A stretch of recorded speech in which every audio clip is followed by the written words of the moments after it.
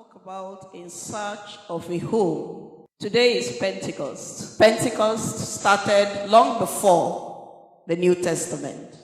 So there was the shadow of Pentecost in the Old Testament.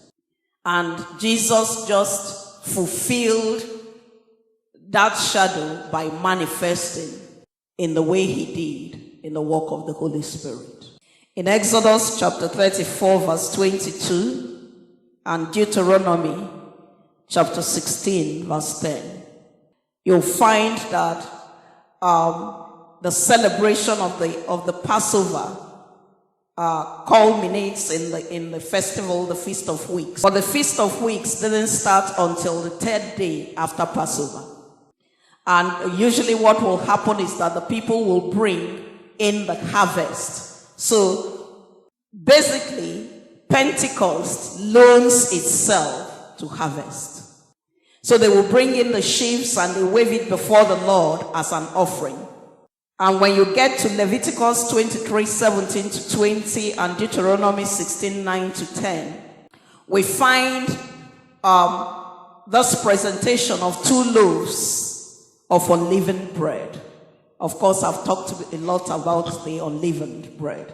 These represented the first fruits of harvest, or the first products or produce of harvest. But for the Jews, really, they will take a pilgrimage, they will make a journey. That was why, when we then fast forward to the New Testament, that was why you had loads of people in Jerusalem. So they made a special pilgrimage to Jerusalem. All the people from the Roman Empire and the surrounding areas will make a trip to Jerusalem just to celebrate. So whilst they were there, it was what was happening when the fire of the Holy Ghost fell. I want you to hold on to that word, fire. Say fire. Say it again, fire. The Holy Spirit, even in the Old Testament, showed itself as fire, himself as fire. Amen. And why would I say that? The Bible tells us in 2 Chronicles 17:13 that Solomon built an altar to the Lord.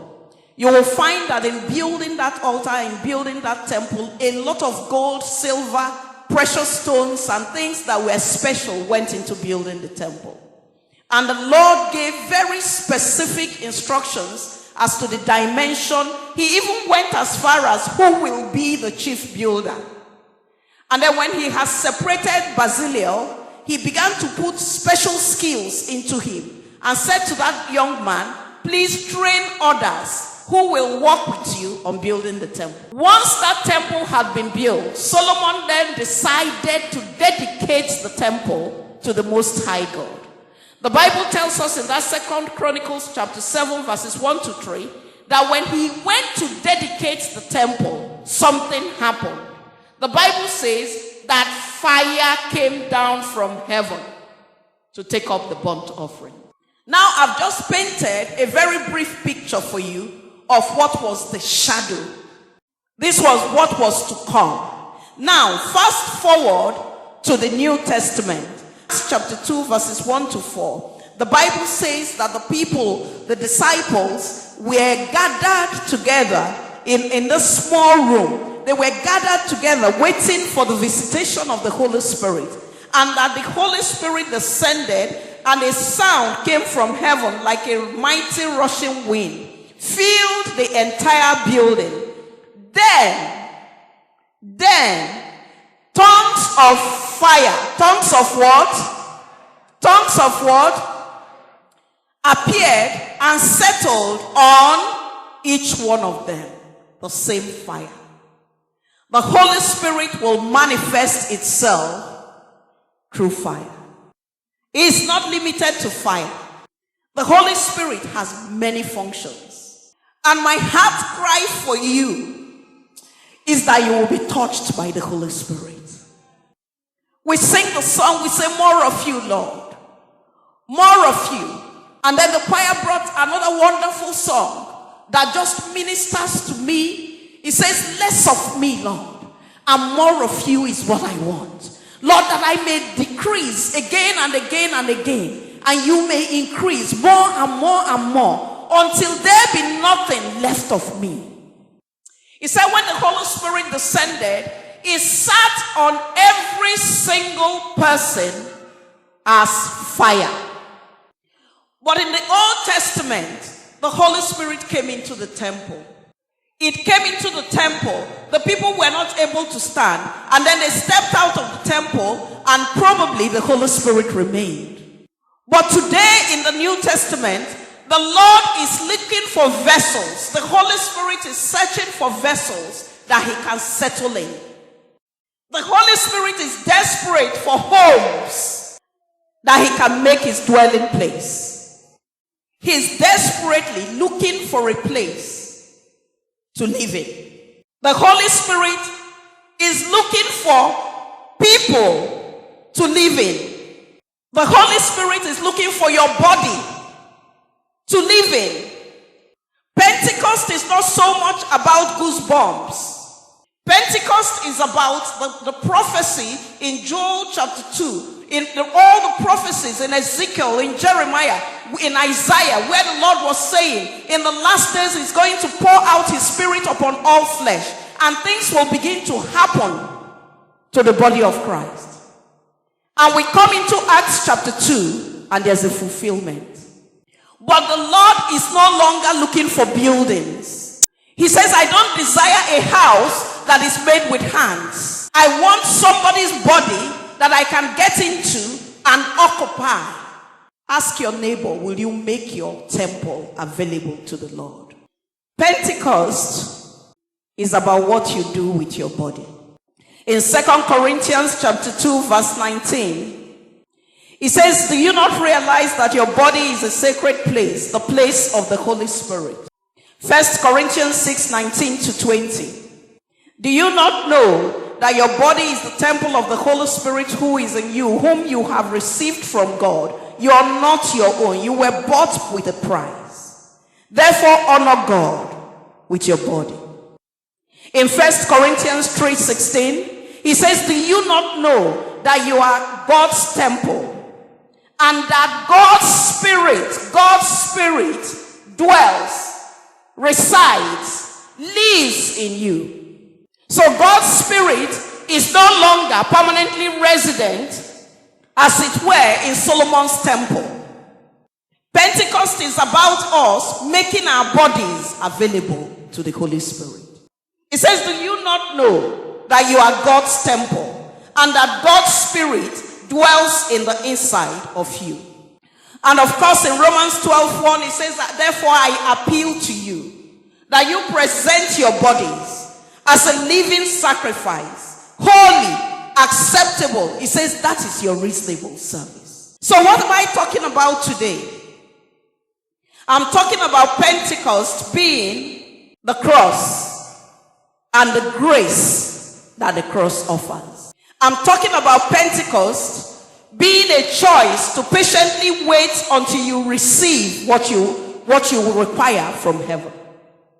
In all the scriptures we read about the visitation of the Holy Spirit, the Bible says that the people were in a place waiting.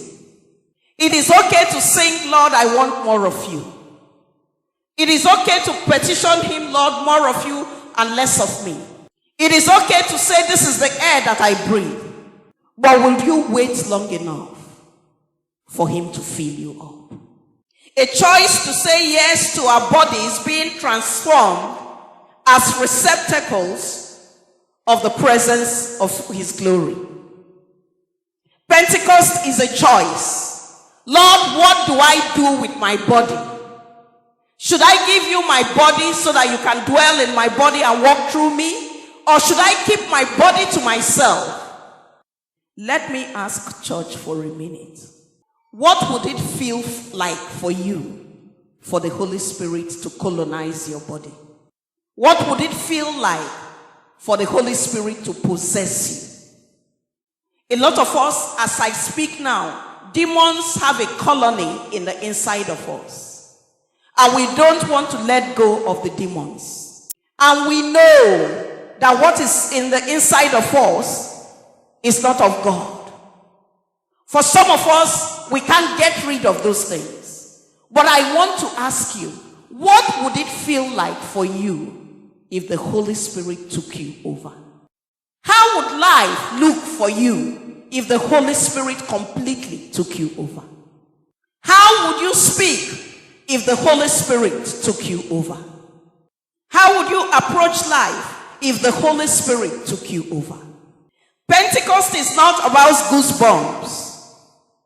It's not about, people shaking as reed in the wind. And once they have finished shaking, they go out and remain the same way. The Holy Spirit is searching for a home. Would you give him your body? It's a choice to wait patiently to receive grace for every mission. Why do I say for every mission? The Holy Spirit will help you in your marriage. The Holy Spirit will help you to bring up children. The Holy Spirit will help you in your job. The Holy Spirit helps you all round. I couldn't do church without the Holy Spirit. I couldn't pastor, look after children, and do some of the things I do without the Holy Spirit. People, you will not be sitting here today if the Holy Spirit were absent from this ministry. And do you know, when the fire sat upon those disciples who were waiting, sis could not share my own fire. She had to have hers. Did you notice that? He says it sat on tongues of fire, sat on each individual. So I carry my fire and you carry your fire. Then when we come together at a place like this, it becomes an inferno. But you know what is happening? When we come into church, a lot of us will not permit the Holy Spirit to settle on us because we have agendas. We have motives that don't fit into the agenda of God. So even when fire falls, it doesn't settle. So we go out of church the same way we came in. Somebody say, God forbid. Today, the Lord will do something. Today, the Lord will do something different. It's a choice to be carriers of his power. Pentecost is a choice to be carriers of his power. I began to read the scripture that Paul was making his boast in the Lord. He says, he said to the people, I did not come to you with manipulative words of men. He says, when I spoke to you and power backed up my words. There was a demonstration of the power of God. You've got that power, people. Say to yourself, I've got the power. He says, if the power that raised Jesus from the dead dwells in the inside of you, that power will quicken your mortal bodies. What does that mean? If the resurrection power, that was raw power, is right in the inside of you, what do you think the power was? The Holy Spirit. Jesus was going around telling them, I'll die.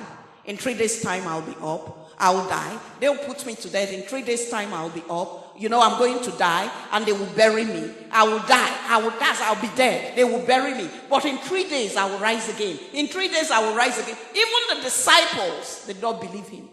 But because he carried the power of the Holy Spirit, in 3 days, the grave gave way. It's the same way I speak into your life. The grave will give way for you. In the mighty name of Jesus. Because of the power of God in the inside of you, your healing has come. Your deliverance has come. In the mighty name of Jesus. I wish somebody would be excited about the word of God. The same power. The same power. Can you just begin to imagine it? The same power that raised Jesus from the dead. That is why I don't befriend Satan. I can't romance him. I don't have anything to do with him. I said, look, the bloodline is drawn. There's the bloodline. You stay on your side of the court. I stay on my side. No crossover. I can't romance Satan. Sickness in your body. Keep cursing the sickness until you give Satan a headache. I keep saying, when was the last time you bothered Satan so much that he said, don't leave that one. He's a nuisance. Satan cannot call you a nuisance because you befriend him. If he sends principalities and powers against you, you run around, nobody to pray for you, you settle, you say it's okay. Actually, the demons are not so much. They are not troubling me so much. So it's fine. I can live with this. Church, what are you living with now that the power of God is able to take out of your life in a very easy way? If you would let him. If you would let him. If you would let him. If you would let him. Tell somebody, I carry power. I carry power. I carry power. Pentecost is a choice to be used as a vehicle to transport the power of God into a desperate world.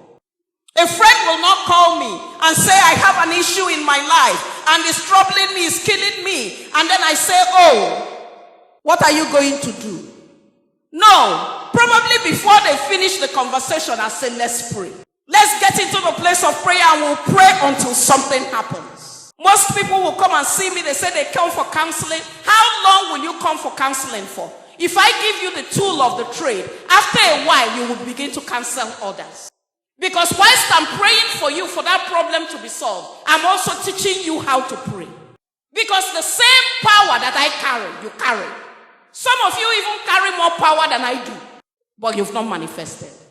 Say the same power that raised Jesus from the dead dwells in the inside of me.